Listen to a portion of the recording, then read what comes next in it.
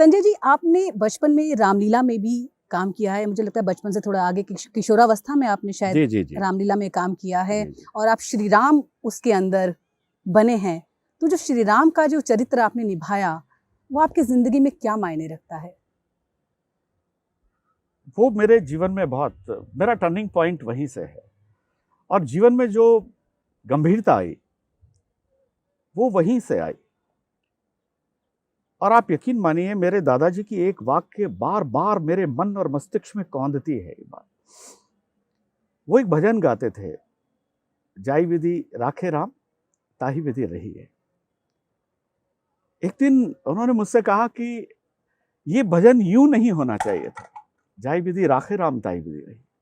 ये होना चाहिए था, जाई विधि रहे राम ताही विधि रही। हम 4 भाई थे, 2 मेरे ताऊजी के बेटे, मेरे कजन्स, और 2 हम। तो वो हमेशा यही कहा करते थे कि तुम घर में ऐसे रहो जैसे राम लक्ष्मण भरत शत्रुघ्न रहा करते। और मैंने राम का भी काम किया, मैंने लक्ष्मण का भी किया, और मैं बता दूं मैंने सीता का भी काम किया। मैंने हाँ, जोकर का जो रामलीला में बहुत छोटा था, वो सारे काम मैंने किए। राम का काम करने के बाद में मैंने फिर सारे काम बंद कर दिए। तो मेरा अंतिम किरदार रामलीला का, और मैं जो भी कुछ हूं उस पात्र की वजह से हूं, उस किरदार की वजह से। और राम मेरे भी आराध्य हैं, सारी दुनिया के वो आराध्य हैं। अगर राम के पात्र को, राम के किरदार को, राम के गुणों को, राम के उदात्त भाव को, राम के करुणा के भाव को, राम के संवेदना के भाव को अगर हमने आत्मसात नहीं किया तो फिर हमने कुछ नहीं किया। दादाजी कहा करते थे, जो इष्ट देव जिसको आप मानते हो, भगवान शिव मेरे आराध्य हैं, भगवान राम की मैं पूजा करता हूं, वंदना करता हूं, अगर उसका लेश मात्र भाव भी अगर आप में है तो आप ये समझिए कि आपका जीवन है वो जीवन बन जाएगा। लेश मात्र भाव। चलिए, श्री राम का किरदार आपने निभाया, आपकी जिंदगी का वो टर्निंग पॉइंट बना। एक संयोग और है, आपका जन्म हुआ है देवनगरी दौसा में, और संत सुंदरदास जी का जन्म भी दौसा में हुआ। आजकल आप जहाँ रह रहे हैं वो सांगानेर है, और सांगानेर में उनका जो निर्माण है वहां पर हुआ था। ओह, क्या बात है। तो क्या आपको नहीं लगता ये संयोग भी आपके साथ एक जुड़ा हुआ है? निश्चित रूप से, निश्चित रूप से। और ये मेरा सौभाग्य है। सुंदरदास जी को हिंदी का शंकराचार्य कहा जाता है। और मेरा जो पुराना घर दादाजी के साथ में रहता था, व्यास मोहल्ला में एक जगह गूंदा नीचा है, हमारे घर से 7-8 घर छोड़कर सुंदरदास जी वहां पैदा हुए। और ये बहुत सुखद संयोग है कि मैं जब दौसा छोड़कर जयपुर आया तो मैं सांगानेर रहने लगा। वहीं उनका मोक्ष हुआ, वहीं उनका निर्वाण। और मैं आपको बता रहा हूं, मैं पता नहीं, ये उन्हीं का आशीर्वाद कहिए कि मेरे घर भी मैंने संत सुंदरदास की तस्वीर लगाई हुई है, और मैं प्रतिदिन उन्हें मैं प्रणाम करता हूं। और मेरा कहीं ना कहीं मेरे अवचेतन में, मेरे मन और मस्तिष्क में ये बात है कि मेरा उनसे कोई गहरा कनेक्शन है, कोई कनेक्शन है इस बात को। और ये आपने पूछी, मैं आपको धन्यवाद देना चाहूँगा सुंदरदास जी कि आपने ये बात मुझसे पूछी। दादाजी ने आपको विरासत में दी कविता, लेकिन जब आप मंचों पर आने लगे तो आपके आदर्श कौन थे सबसे पहले? ओम प्रकाश जी आदित्य, निश्चित रूप से, और वो मेरे आदर्श रहे। दौसा में एक कवि सम्मेलन हुआ था, और चूंकि कविता का शौक मुझे प्रारंभ से ही था तो मैं कवि सम्मेलन सुनने जाता था। मैं नियमित श्रोता था। जब भी ऐसे आदित्य जी, बहुत आपने उन्हें सुना होगा, उन्हें पढ़ा होगा, उनको देखा भी होगा, उनकी कविताएं सुनो, बिल्कुल श्वेत वस्त्रों में, एकदम ना सफ़ेद सफारी सूट पहनकर उन्होंने काव्य पाठ किया था दौसा में। और वो बड़ा सफल कवि सम्मेलन था। उसमें अशोक चक्रधर जी भी थे, अल्लड़ बीकानेरी भी थे, जैमिनी हरियाणवी साहब भी थे उस कवि सम्मेलन। तो सबसे पीछे था मैं। उस वक्त पता नहीं कोई ऐसा मुझे आभास हुआ, मुझे लगा कि ये मैं कर सकता हूं, और पता नहीं क्यों मुझे इन जैसा करना चाहिए, इन जैसा बनना चाहिए। और मैंने प्रयास किया और संयोग से वहाँ गेस्ट हाउस में किसी के माध्यम से मैं वहाँ मिला और मैंने उनको जो मैं छोटा मोटा लिखता था मैंने उन्हें सुनाया, तो वो बहुत खुश हुए, मुझे बहुत आशीर्वाद दिया।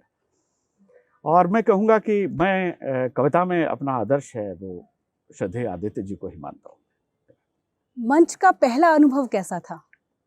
बहुत अच्छा, बहुत अच्छा।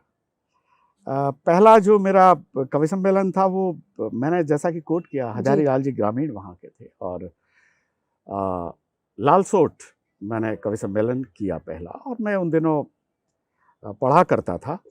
तो एक वहाँ के तत्कालीन उप जिला कलेक्टर थे श्री BR अग्रवाल साहब, मैं इस मौके पर उनका नाम लेना चाहूँगा। तो उन्होंने कहा कि संजय तुम चल रहे हो क्या, आज लालसोट में कवि सम्मेलन है? तो मैंने कहा हाँ चलना चाहूँगा अगर आपको सहूलियत हो तो मैं जिप्सी में उनके पीछे बैठकर मैं चला गया। तो उन्होंने कहा यार तू भी कुछ आज सुना दे यहाँ। तो उन्होंने वहाँ के चेयरमैन से कहा कि ये बच्चा है और ये कविता सुनाना चाहता। तो मैं जैसा भी लिखता था, उन दिनों TN शेषन साहब बहुत फेमस हुआ करते थे अपने चुनाव आयोग में गतिविधियों की वजह से, अपने निर्णयों की वजह से। मैंने उन पर कुछ छंद लिखे थे और वो छंद मैंने उन्हें सुनाए वहाँ। तो आप यकीन मानिए कि उस रात ने मेरे दिन बदल दिए। और जब वो कवि सम्मेलन समाप्त हुआ, अनेक बार श्रोताओं ने मुझे सुना और वहीं मेरी मुलाकात बहुत से कवियों से हुई, जिनमें मैं गोपीनाथ जी चर्चित, उनके संचालन में मैंने वो पढ़ा। उसके बाद फिर रास्ते बनते गए। मैंने कहा ना कि वो ऐसी रात थी जिसने मेरे दिन बदल दिए। उसके बाद कविता का, कवि सम्मेलनों का सिलसिला शुरू हुआ और मैं आसपास की छोटी मोटी जगह में जाने लगा और काव्य पाठ करने लगा। काव्य के कई रूप हैं, आपने हास्य व्यंग को ही क्यों चुना? क्योंकि मुझे लगता है एक दुधारी तलवार जैसी है कि आपको हास्य भी करना है, व्यंग भी करना है और सामने वाले को बुरा भी नहीं लगे ऐसा भी करना है। तो यही क्यों चुना आपने? जैसे मैंने कहा कि मेरी प्रकृति में हास्य है। आपकी प्रकृति में जो होगा, जो गुण होगा, सत रज तम आप वैसा ही देंगे। जैसी आपकी सोच होगी, जैसी आपकी विचारधारा होगी, आप देश, समाज, दुनिया को वही देंगे। दूसरी चीज आप नहीं दे सकते। मेरी प्रकृति में हास्य था, मैंने हास्य देने का प्रयास किया। और चूंकि मेरे आराध्य भगवान शिव हैं, शिव हास्य के देवता हैं। कैसे? और जिसके देवता मैं क्योंकि उनको तो हम एक उनका रौद्र रूप जब देखते हैं और आप कह रहे हैं वो हास्य के देवता हैं। निश्चित रूप से वो हास्य के देवता है। हास्य वहीं से निस्सरित हुआ, प्रकट हुआ। मैं कुमार संभव का एक मैं उदाहरण देता हूँ। आप देखिए, कुमार संभव में एक प्रसंग आता है कि भगवान शिव हैं, वो बटुक का वेश बनाकर जाते हैं, पार्वती जी जहां तपस्या कर रही होती है। और इस दुनिया में भगवान शिव अपना माहौल खुद बनाते हैं, अपना मजाक खुद बनाते हैं और पार्वती से कहते हैं कि तू किसके लिए तपस्या कर रही है? शिव में ऐसा कोई गुण है जो वर बनने के योग्य हो, दूल्हा बनने के योग्य हो? त्रिनेत्र है, विकृत है, सांप गले में पड़े रहते हैं, नंगा रहता है, मृग चर्म लपेटता है, उसमें कोई ऐसा गुण नहीं है। मुझे देख। उन्होंने अपने आप पर हंसना शुरू किया और ये काम अपने आप पर हंसने का शिव के अतिरिक्त कोई नहीं कर सकता। अपने पर हंसकर, जहर पीकर जो दुनिया के कल्याण की कामना करता है, वही शिव है। तो भगवान शिव हास्य के देवता है, वो सभी चीजों के देवता है। आपने सुना भी होगा, डमरू बजाते हैं तो 14 सूत्र निकलते हैं। उन सूत्रों से सारा ज्ञान निकला, उन सूत्रों से सारी कलाएं निकली। ये सब कुछ, ये सारी ऊर्जा, ये सारी रोशनी, ये सब कुछ उन्हीं की दी हुई है, उन्हीं की दी हुई। संजय जी, व्यंग कैसे उत्पन्न कैसे होता है? देखिए, व्यंग, मैं आपको ये एक बहुत बारीक बात है। व्यंग एक विचार है। पहले आप इस बात को मैं स्पष्ट करना चाहूंगा कि व्यंग एक विधा नहीं है। इसको हम एक विधा नहीं कह सकते, मान सकते हैं कालांतर में इसको एक विधा की मान्यता मिली।